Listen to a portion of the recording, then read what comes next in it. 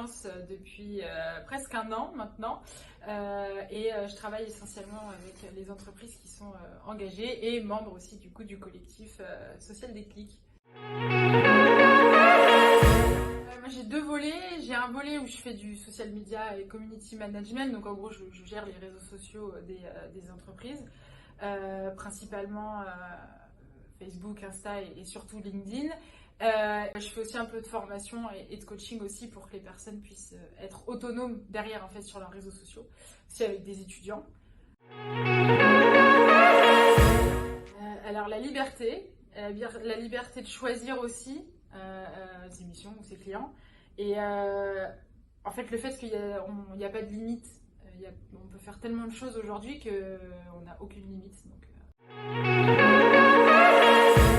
je connaissais pas du tout le monde entrepreneurial et j'avais pas de personne autour de moi qui était entrepreneur dans la famille ou dans mes amis. J'ai découvert. Oui, les craintes classiques, je pense, craintes financières déjà. Est-ce qu'on va réussir à trouver des clients? Est-ce qu'on va réussir à pouvoir se rémunérer avant la fin des droits? Parce que j'avais encore mes droits chez Pôle emploi. Comment se faire connaître quand on débarque? Bon, je pense que voilà, c'est un peu les craintes classiques qu'on peut avoir. En fait, j'ai vite compris quand j'ai démarré l'aventure entrepreneuriale que c'était quand même important de pouvoir rejoindre des collectifs.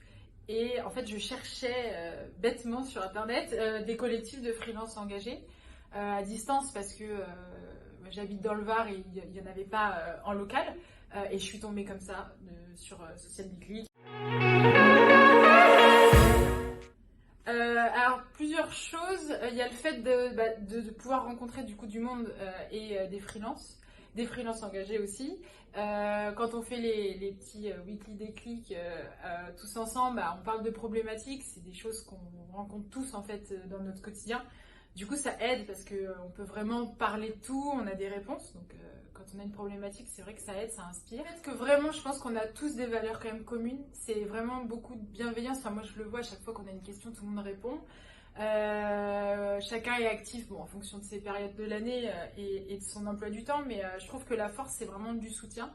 Et des recherches aussi, parce que chacun dans son domaine, on essaie de creuser un peu les sujets sur l'impact. Donc ça permet aussi d'avancer et d'apprendre en fait sur des choses qu'on connaît ou pas. Développer un média, mon propre canal aussi en média, ça serait l'objectif de la fin de l'année. Après sécuriser une bonne fois la trésor et puis continuer après voilà sur l'émission que j'ai là en récurrent de continuer dessus et d'avoir plus de temps pour moi du coup pour faire du sport, pour aller aussi dans des assos, enfin pour pouvoir reprendre un petit peu tout ce qui était bénévolat en asso. Le mouvement Freelance for Good est en marche.